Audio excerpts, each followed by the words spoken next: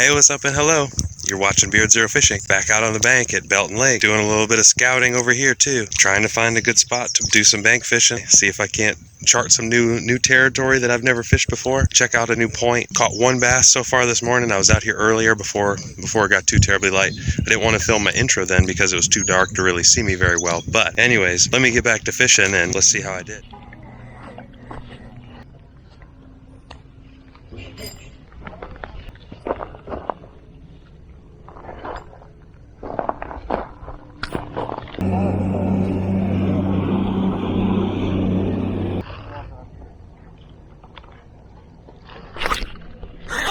There we go.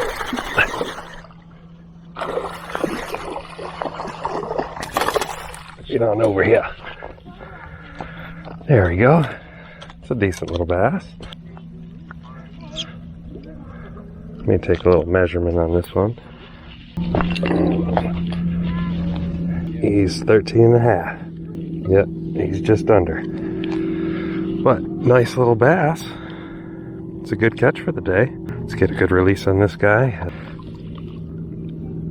Going back. Splash me for my trouble. Splash me for my trouble. That's alright. I'm not mad at him. He was in a hurry to get out of here. Now that worm, it's like this one, has a rattle in it. Oh, the bass definitely seemed to be doing exactly what I expected as the water's cooling down a bit. They're starting to move back shallow again.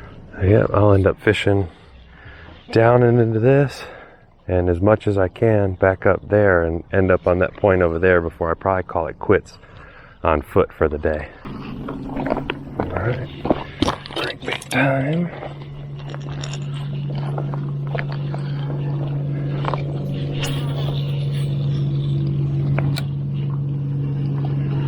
Now I do a couple different retrieves with this. The easiest is the straight just cast and reel at a steady speed. Now when I'm a little shallower, sometimes I'll keep my rod tip high. That helps these crankbaits run a little shallower if you're banging on the bottom and you don't really want to get bogged down in the bottom. You just want to bounce along the bottom. If you keep your rod tip up, it helps with that. But if you want it to get deep, the deepest you can make it go, you keep your rod tip as close to the water as you can and crank at a steady speed. Ooh, that drum followed it up.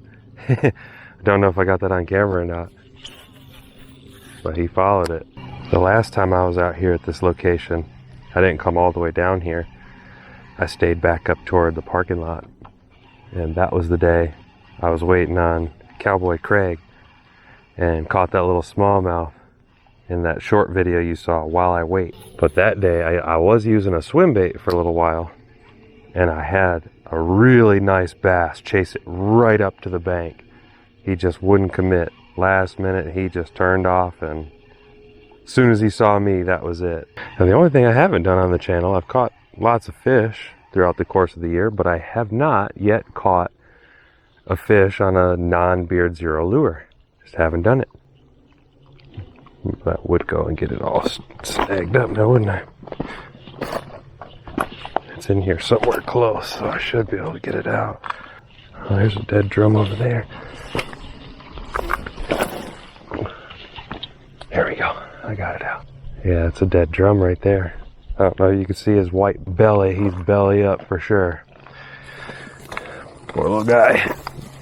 Wonder what happened. You're gonna be careful in here. There is a few things I can get snagged up on fairly easy. Oh, that's a giant.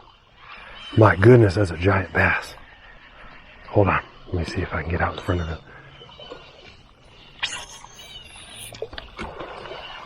That was a giant bass that just swam up.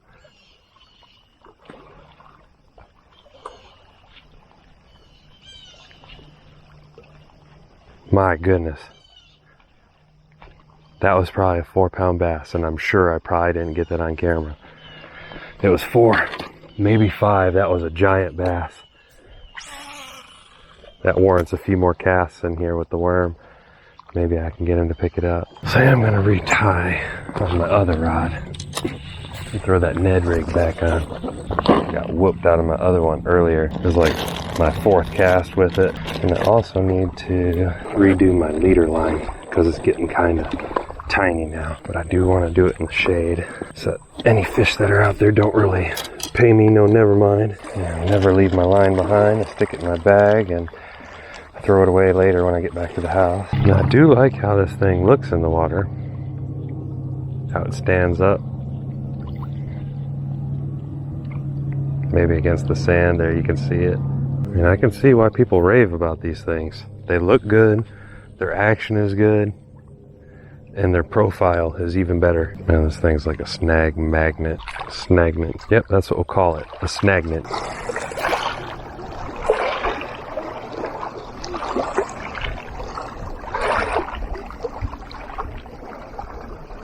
Okay, might lose it here.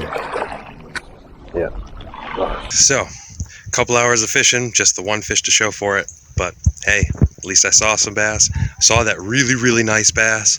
Hopefully I can get back out here with the kayak shortly and give it another go. But anyways, I'm out of here for the day. Thanks so much for watching, and I'll catch you next time.